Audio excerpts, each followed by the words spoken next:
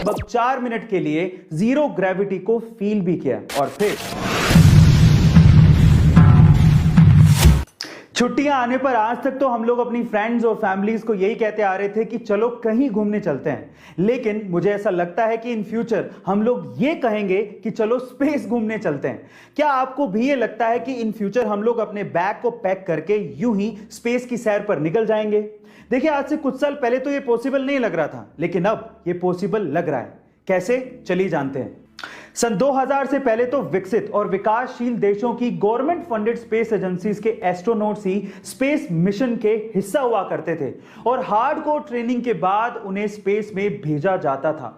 उनमें से आप लोगों ने अमेरिका की नासा, इंडिया की इसरो, रशिया की आरएफएसए या फिर चाइना, यूरोप या जापान की स्पेस एजेंसीज के नाम सुने होंगे। लेकिन सन 2000 के बाद इसमें कुछ प्राइवेट एजेंसीज भी शामिल हो गई थी।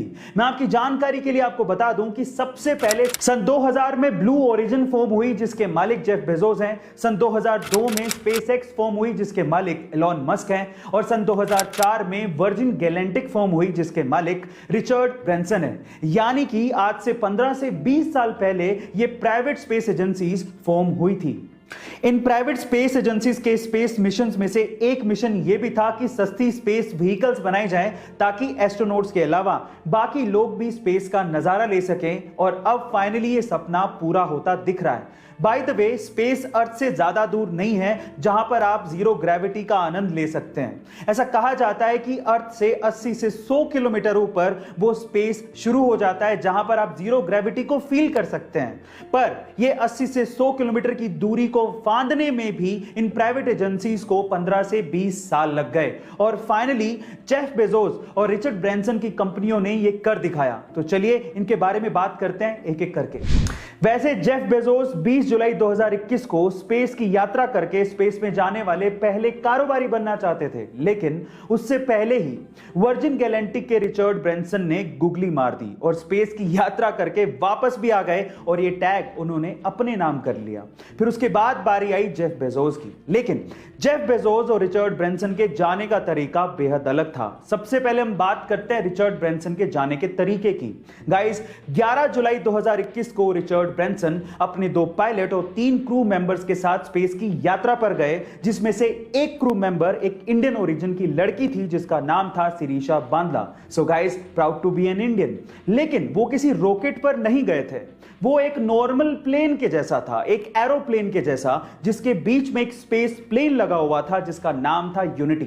सबसे पहले उस प्लेन ने नॉर्मल तरीके से उड़ान भरी और उसके बाद जैसे ही 50,000 फीट पर पहुंचे, सेंटर से यूनिटी स्पेस प्लेन अलग हो गया और उसके बाद सुपरसोनिक स्पीड से अर्थ से करीब 80 किलोमीटर ऊपर जाकर स्पेस में पहुंच गया। और उसके बाद आया मैजिकल मूवमेंट। सारे क्रू मेंबर्स ने लगभग 4 मिनट के लिए जीरो ग्रेविटी को फील भी किया और फिर unity space plane normal plane की तरह लैंड हो गया और इस तरह से रिचर्ड ब्रैंसन और उनके क्रू मेंबर्स ने पहली स्पेस की यात्रा खत्म की। गाइस, अगले साल रिचर्ड ब्रैंसन की कंपनी वर्जिन गैलेक्टिक बाकी लोगों के लिए भी स्पेस की यह सैर शुरू करने वाली है, जिसके लिए वो पर ट्रैवलर 2 से 2.5 करोड़ रुपया चार्ज कर रही है, जिसके लिए अभी तक 600 से ज्यादा रजिस्ट्रेशन भी हो चुके हैं और उनमें जस्टिन बीबर और लियोनार्डो डिकैप्रियो भी शामिल हैं।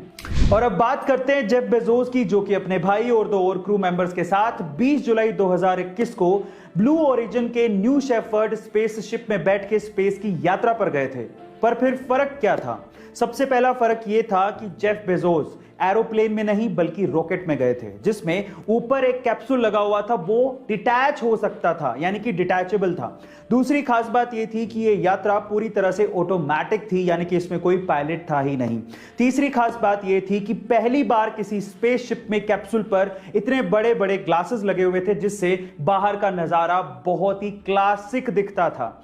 चौथी खास बात यह थी कि यह यात्रा मात्र 11 मिनट में ही खत्म हो गई थी और उसमें सिर्फ 4 मिनट वो लोग स्पेस में रहे थे और जीरो ग्रेविटी को उन्होंने फील किया था। जेफ बेजोस की स्पेस यात्रा की एक और खास बात यह थी कि उनका रॉकेट कर्मन लाइन तक गया था, यानी कि अर्थ से 100 किलोमीटर ऊपर तक पहुंचा था। अब देखिए बेहतरीन कौन है, रिचर्ड ब्रैंसन या फिर जेफ बेजोस, ये तो वक्त ही बताएगा। लेकिन स्पेस ट्रैवलिंग में एक रेवोल्यूशन जरूर आने वाला है, जिसमें एस्ट्रोनॉट के अलावा बाकी लोग भी ऊपर जाकर हमारी खूबसूरत अर्थ का नजारा देख पाएंगे।